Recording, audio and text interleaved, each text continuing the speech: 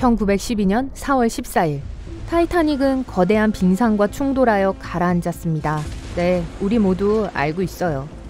하지만 이번에는 얼음을 이용해 배를 수면으로 끌어올린다면 어떨까요? 이 작업은 수천 미터에 달하는 철망과 많은 액체 질소가 필요할 거예요. 목표는 타이타닉호를 거대한 얼음덩어리 속에 넣어 배를 수면으로 끌어올리는 것입니다. 이를 위해서는 선박의 잔해를 철망에 싸서 액체 질소로 둘러싸야 합니다.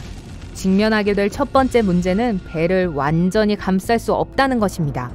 어떻게든 철망을 밑으로 넣기 위해 배를 약간 들어 올릴 필요가 있어요. 기적적으로 그것을 해냈다고 가정해 볼게요. 다음으로 수백 개의 대형 액체 질소 탱크를 운반해야 합니다. 물속에서 탱크를 열면 질소는 너무나 차가워서 대서양의 얼음물은 끓는 물처럼 보일 거예요. 질소는 부글부글대면서 흩어져서 절대 그물 주위에 얼음 덩어리가 생기지 않을 거예요. 새로운 방법, 거대한 자석의 도움으로 타이타닉을 들어 올리기. 이를 위해서는 대형 순양함과 강력한 자석이 필요합니다. 두꺼운 케이블을 자석에 부착하고 바닷속으로 내립니다. 밝은 프로젝터가 어두운 심해를 비춥니다. 난파선의 일부가 보여요. 자석은 아래로 내려가서 배의 철제 선체에 달라붙습니다. 순양함은 케이블과 자석을 위로 당깁니다. 그중 일부는 타이타닉에서 떨어져 나갑니다. 철제 표면이 암초와 산호로 덮여 있기 때문이죠. 난파선의 일부분이 배에서 떨어져 나가 떠오릅니다. 순양함의 동력이 충분하지 않아요. 케이블 하나가 끊어집니다. 타이타닉의 개별 부품의 무게뿐만 아니라 거대한 수압도 작업을 방해합니다. 침몰한 배는 완전히 인양될 수 없고 작은 부분만 가능합니다. 실제로 타이타닉을 부분적으로 올리려는 시도는 이미 있었는데요. 50억 원을 들인 작업은 실패했습니다. 나일론 슬링이 난파선의 큰 부분에 부착되었습니다. 슬링의 다른 쪽 끝은 디젤 엔진에 연결되었어요. 작업 내내 소형 잠수함을 이용했습니다.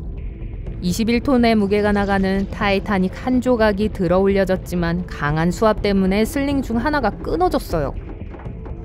그러고 나서 하나씩 다른 케이블도 끊어지기 시작했고 커다란 조각은 해저로 다시 떨어졌습니다. 이쯤 되니 작업대원들의 식량도 바닥났고 가장 가까운 해안에서도 멀리 떨어져 있었기 때문에 그들은 두 번째 시도를 하지 않기로 결정했어요. 타이타닉이 어떻게 압축 공기로 들어 올려지는지에 대한 책이 쓰였고 영화도 제작되었습니다. 사실 아무도 이 방법을 시도해보지도 않았어요. 이를 위해서는 수백 개의 큰 압축 공기 실린더가 필요합니다. 우선 실린더를 타이타닉의 선체 안에 설치하고 배를 수면으로 끌어올릴 때까지 기다립니다. 물 밑으로 실린더를 내리자마자 실린더가 즉시 위로 떠오릅니다. 이로 인해 작업이 매우 복잡해집니다. 케이블로 실린더를 고정하고 가능하다면 강력한 잠수함 여러 대를 사용하여 실린더를 아래로 끌어내려야 합니다. 고압 때문에 실린더가 폭발할 수 있습니다. 이 경우 폭발의 여파가 다른 실린더에 부딪히면 재앙을 일으킬 수 있습니다. 너무 비싸고 안전하지도 않아요.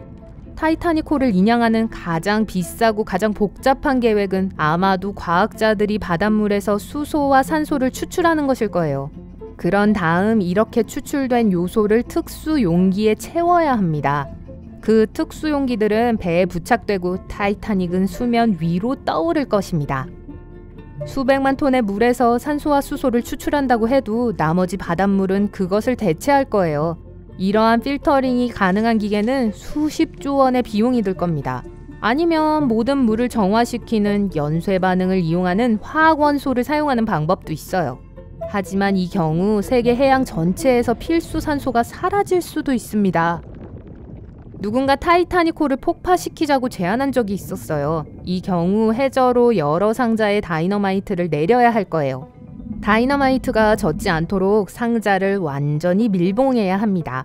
그러고 난 후 다이너마이트에 전류를 전도할 수 있는 수킬로미터의 전선을 연결해야 합니다. 이 작업이 끝나면 안전한 거리까지 항해할 수 있습니다. 자, 이제 버튼을 눌러 전선을 통해 전류를 흘려보내서 다이너마이트를 작동시킵니다. 3, 2, 1. 잠깐만요.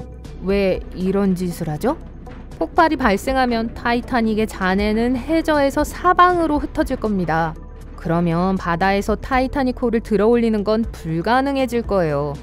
타이타닉호를 끌어와 물고기처럼 바닥에서 들어올릴 수 있는 거대한 갈고리를 상상해보세요. 침몰할 배를 들어올리려면 정말 큰 갈고리가 필요할 거예요. 그런 갈고리를 만들었다고 가정해보죠. 여러분은 대형 순항함에 올라타서 닷처럼 고리를 내리고 있습니다. 갈고리는 타이타닉호 바로 위에 떨어지지만 부착되지는 않아요. 타이타닉호에 버스 크기의 갈고리를 부착하려면 특별한 장비가 필요합니다. 기계팔을 가진 거대한 잠수함도 필요해요. 이러한 장치를 만들고 엄청난 압력하에서 작동시키는 것은 이미 불가능에 가깝습니다. 하지만 타이타닉호에 고리를 거는데 성공했다고 가정해볼게요. 그런데 순양함이 50톤이 넘는 배와 10톤이 넘는 갈고리를 들어올릴 만큼 충분한 동력을 가지고 있지 않다는 걸 알게 될 거예요. 임무를 완수하려면 순양함 여러 척과 수십억 원이 더 필요합니다. 뜨거운 왁스가 일단 식으면 왁스는 단단해지고 수면 위로 떠오릅니다. 해저까지 왁스를 싣고 가서 타이타닉호 안에 붓는다면 어떨까요? 왁스가 비싼 재료가 아니라는 점을 고려할 때 효과가 있을 수 있어요. 그래서 왁스를 녹여 튼튼한 탱크에 붓고 잠수함의 도움으로 바닥으로 끌어당깁니다. 탱크는 엄청난 압력을 견딜 수 있고 잠수함은 왁스를 그 정도 깊이까지 낮출 수 있는 충분한 동력을 가지고 있습니다. 왁스 탱크는 타이타닉호 안에 놓입니다. 리모컨으로 탱크를 열지만 왁스가 쏟아져 나오지 않습니다. 바다 깊숙이 들어갈수록 물이 차갑습니다. 탱크를 배로 옮기는 동안 왁스가 식어서 안에서 고체가 되었어요. 여러 개의 탱크가 배 꼭대기에 부착되지만 타이타닉호를 들어올리기에는 충분하지 않습니다. 다른 탱크들은 그냥 표면으로 떠오릅니다. 그리고 탱크가 자동 온도 조절이 되고 내부가 항상 뜨겁게 유지되더라도 일단 배출되면 왁스는 즉시 굳어집니다. 타이타닉호 안에 퍼져서 내부에서 덮을 시간이 없기 때문에 그냥 떠올라 버릴 거예요. 이제 여러분은 크고 튼튼한 가방 여러 개를 바셀린으로 채웁니다. 바셀린은 차가운 곳에서 왁스처럼 작용해요. 고체가 되고 물에 뜹니다. 타이타닉호 전체에 가방을 매달고 바셀린이 배를 끌어올릴 때까지 기다리기로 합니다. 가방을 잠수함에 싣고 내려갑니다. 산호가 달라붙어 있어서 타이타닉의 일부에는 닿을 수가 없어요. 모든 가방을 한 곳에 매달기로 합니다. 하지만 잠수함에서 바셀린을 꺼내는 순간 강한 압력으로 인해 가방이 찢어집니다.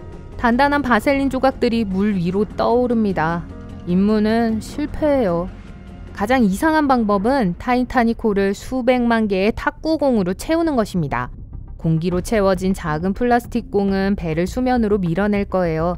하지만 탁구공을 해저로 내리자마자 플라스틱은 즉시 납작해지고 공의 모든 공기가 빠져나옵니다. 잠수함 안으로 옮기면 공이 괜찮아지지만 일단 타이타닉호 안에 넣으면 압력으로 인해 다시 찌그러질 거예요. 또한 강력한 초경량 소재로 만든 공을 만들어 공기로 채울 수도 있습니다. 이 경우 훨씬 더 많은 비용이 들 거예요. 배 안에 공을 넣는 순간 그중 일부는 배의 구멍으로 미끄러져 나갈 거고 나머지 공은 50톤이 넘는 난파선을 바닥에서 들어올리기에 충분하지 않을 것입니다.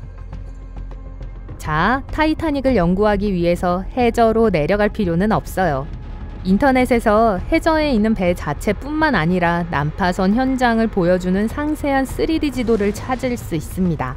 타이타닉의 사실적인 사진을 얻기 위해 연구원들은 수중 음파 탐지 기술과 수중 로봇을 사용했는데 수중 로봇은 가라앉은 배의 사진을 10,000장 이상 찍었어요. 어떻게 생각하세요? 그대로 둬야 할까요? 네, 그게 좋겠어요.